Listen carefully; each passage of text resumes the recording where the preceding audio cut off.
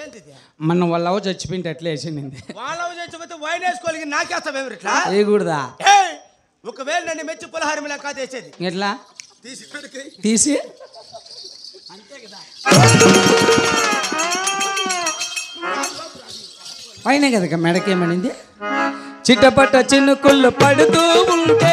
చెల్లి కాడే సరసన ఉంటే కట్టా పట్టక చేతులు చెట్లు నీడపై పరిగెడుచుంటే చెప్పలేని ఆ హాయి అంతో హెచ్చగా ఉంటుందో చెప్పలేని ఆ హాయి అంతో హెచ్చగా ఉంటుందో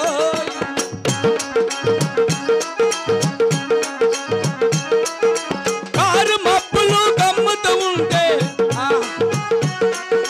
కళ్ళకు ఎవరు కనబడకుంటే ఓహోహో జగతిని ఉన్నది మనమిద్దరమే అనుకొని అత్తుకుపోతుంటే జగతిని ఉన్నది మనమిద్దరమే అనుకొని అత్తుకుపోతుంటే చెప్పలేని ఆ హాయి ఎంతో హెచ్చగా ఉంటుందో చెప్పలేని ఆ హాయి ఎంతో హెచ్చగా ఉంటుందో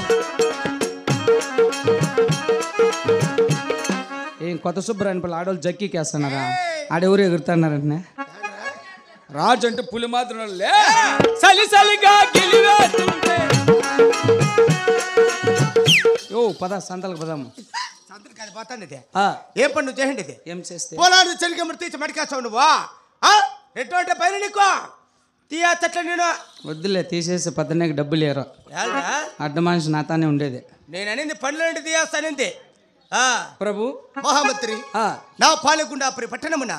నా ప్రజలెల్లరూ సుఖముగా ఉన్నారు కదా ఎల్లరూ కుశలమేనయ్యా అలాగైతే